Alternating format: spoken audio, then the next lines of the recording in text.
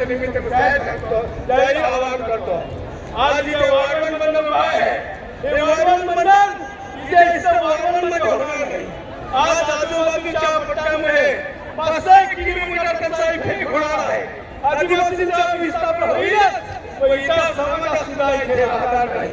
हा गावाला पालघर जिल्हा राहील, बाकीचे सर्व लोक विस्थापित होऊन जातील आणि त्याला इथून हिसकावून लावलं जाईल, हे लक्षात ठेवलं पाहिजे। म्हणून माझ्या बांधवांनो, जागरूक राहा आणि या अशा कारस्थानाच्या लोकांमुळे आवाज बुलवण्याशिवाय राहू नका। आम्ही शांततेच्या मार्गाने ताराराम काकांनी दिलेल्या आव्हानाला आणि त्याप्रमाणे वागत आहोत। आमचा अंत बघू नका।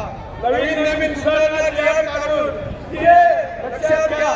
13 प्रमाणे 3 प्रमाणे आम्हाला तुमचा कुठेही सुधारणा लागू होत नाही आणि तरी सुद्धा आम्हाला करतात हे आम्हाला लागू होऊ शकत नाही।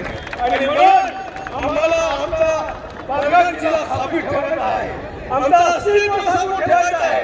ताराराम काका, तुम्ही दिले आव्हान आम्ही तरीच देण्याचा प्रयत्न करू, कधीही मागास धरून करणार नाही, याचं आवाहन करतो आणि इथे थांबतो।